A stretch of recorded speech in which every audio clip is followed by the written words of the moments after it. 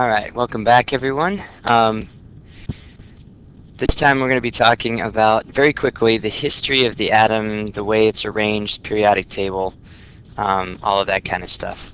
Again, fairly easy stuff. I think you guys are going to remember most of this, if not all of this, from last year. So let's go ahead and get started on this. John Dalton was kind of the first in the modern era to really talk about the atom. Not the first, but he was the first one to really give good scientific backing for the idea that atoms existed. Okay, so that was John Dalton, and he said that atoms were the fundamental building blocks of matter. Dalton came up with some postulates, some ideas that relate to the atom. One of them is that each element is composed of extremely small particles. Okay, so he said that the element was basically as small as you could break something down, and each element is composed of these small particles called atoms. Dalton also said that all of these atoms are identical to one another. They're exactly the same in mass and properties, but they're different from the atoms of all the other elements. Okay, so he basically said if you have a gold atom, or a gold element of gold, a sample of gold, it's made up of gold atoms, and all those gold atoms are exactly the same.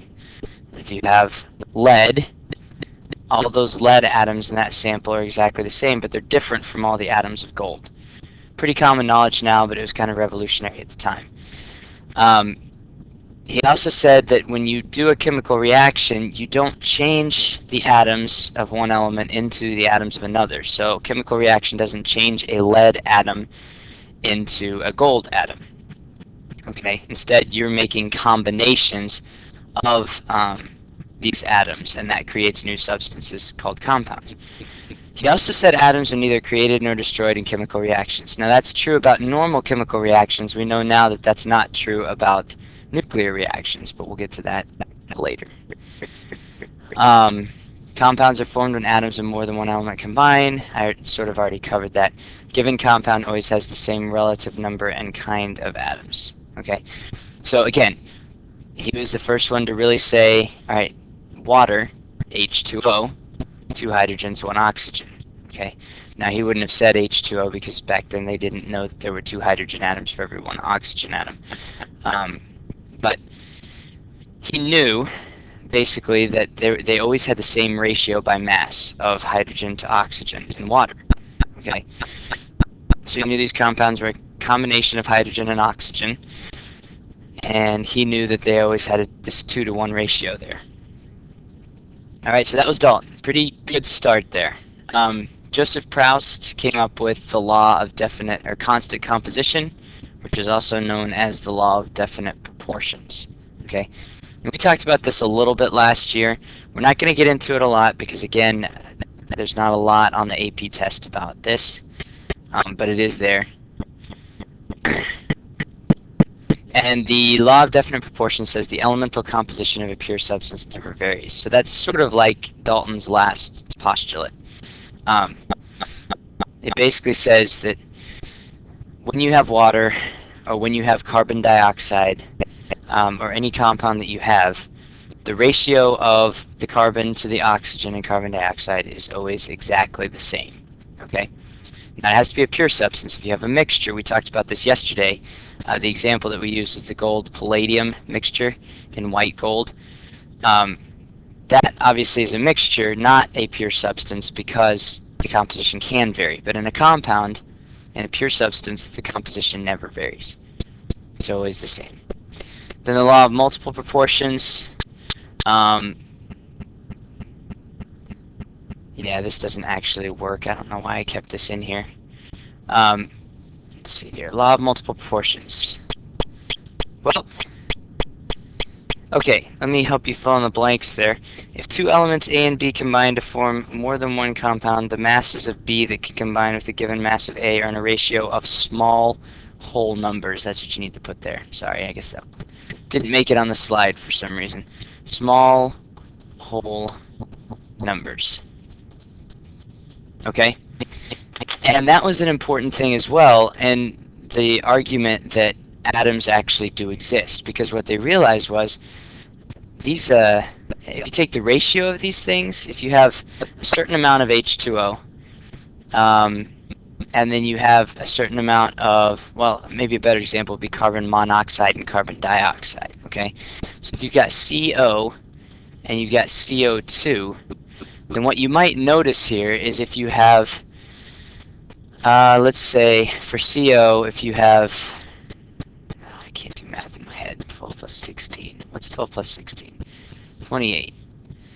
Okay, so if you have 28 grams of carbon monoxide, then what you're going to notice here is that 12 grams of that, approximately, is carbon, and 16 grams of that is oxygen, okay?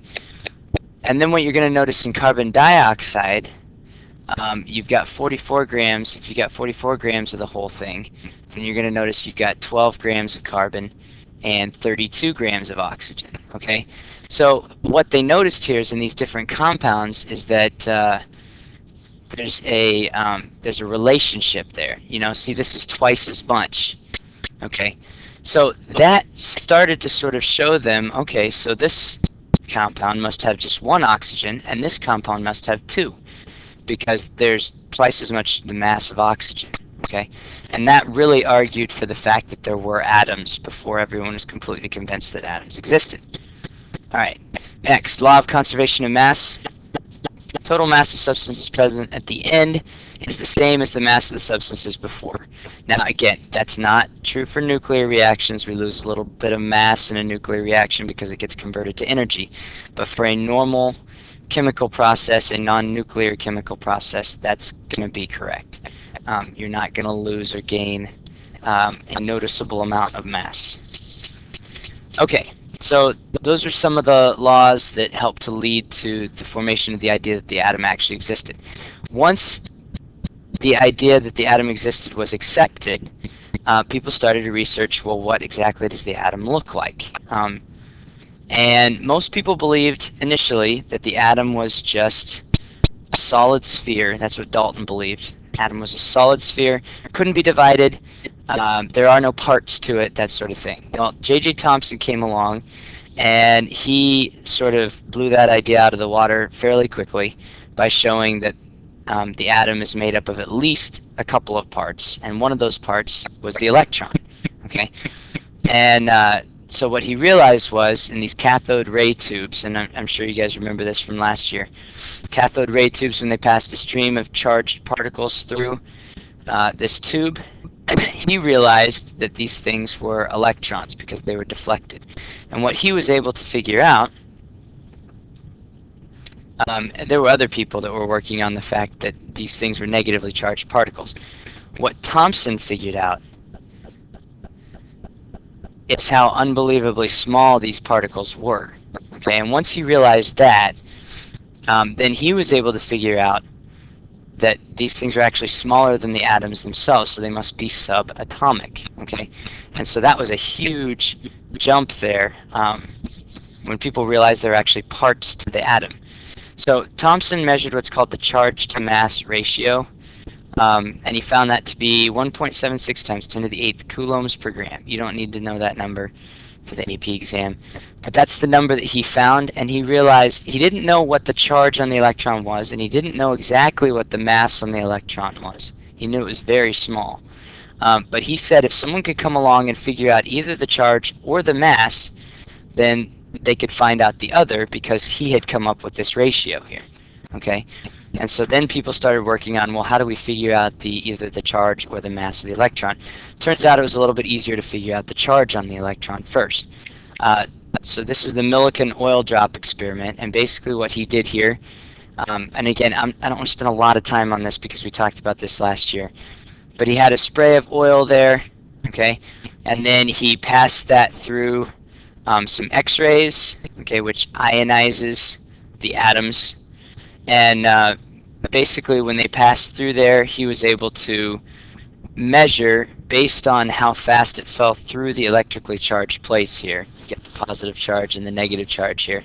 Okay, he was able to figure out the exact charge on one electron. Okay, and again, not going too much into that, but it basically had to do with the speed that these things were falling based on their mass. Okay, and the faster they fell,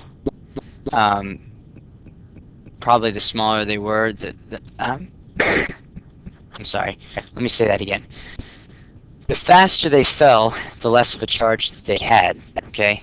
And then the slower they fell, the more of a charge that they had. So he could increase the charge there, he could make them fall slower or faster, and he was able to measure the charge on an individual electron that way. Once he figured that out, then he used Thomson's charge to mass ratio, and he was able to figure out exactly what the mass of an electron was too. And Thomson's ideas were confirmed that the electron is incredibly small, much smaller than an atom itself. Okay, so at that point it was proven correct that there are parts to the atom. Okay? Alright, the next little step here was radioactivity. And people started working on radioactivity around the middle of the 18th century, sorry, 19th century, the 1800s, okay, to the end of the 1800s. And what they realized was there were these weird elements that would sort of spit out particles, and they were very harmful.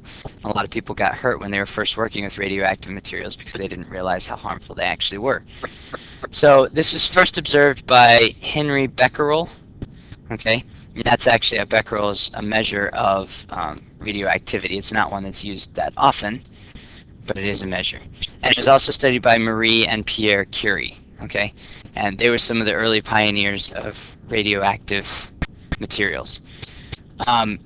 Ernest Rutherford came along, and he classified this radiation into 3 different types by passing it through electrically charged plates. So he had this radioactive substance, radioactive source, maybe uranium or something like that. He put it inside a lead block and basically made a radioactive gun. And then he would pass this through these electrically charged plates. One was positive, one was negative, and he was able to separate them out. Some of the particles, he thought they were particles then, didn't deflect at all, and those ended up being what we now call gamma rays because they don't have a charge. Some of the particles deflected towards the positively charged plate, and those are called the beta rays. He called them beta rays. Now we call them beta particles, because they're actually particles. And then the alpha particles, the alpha rays, were deflected towards the negative. So he realized there were 3 separate types of radiation here, and each of them had a different charge. Okay, Thomson came up with the plum pudding model. That was the first real model of the atom that was put forward after Dalton. And Dalton just said it was a solid sphere. So his model looked a lot like this. It just didn't have the little plums in it, the electrons. So Thomson just added in all these little dots here and said the electrons are kind of floating around in this positive pudding soup or whatever. Pudding soup, that doesn't make sense. So it's a positive sphere of matter with the negative electrons embedded in it. Okay? That model didn't last very long because Rutherford came along, and using his radioactivity, he was actually able to show that the atom had a nucleus. And you guys probably remember talking about the gold foil experiment, so I'm not going to explain that in too much detail. But he shot radioactive particles from his radioactive gun, which was here. And his gun was just basically a piece of uranium inside of a lead shield, and it only allowed the radiation to escape in one particular direction. And so he shot this beam of particles at a piece of gold foil right here. He expected it to go straight through because according to Thomson's model, the atom, is the electrons are very spread out, and there's just this positive soup in there. There's nothing dense about an atom. And so he expected his radioactive particles to go straight through. Well, the crazy thing was, they didn't all go straight through. Some of them were deflected, okay? And so what Rutherford decided was happening here is there must be something in the center of these atoms that's very dense and very small, and it was causing some of his radioactive particles to bounce back. And he also decided that this must be positively charged, okay? Because he knew he was shooting alpha particles at this, so he knew that they were positively charged because he had already done his experiment to figure out the 3 types of radiation. And so because he knew that the alpha particles were positively charged, he knew that the nucleus must be positively charged as well, because that's why it was repelling these alpha particles. Okay, so he realized Thomson's model couldn't be correct.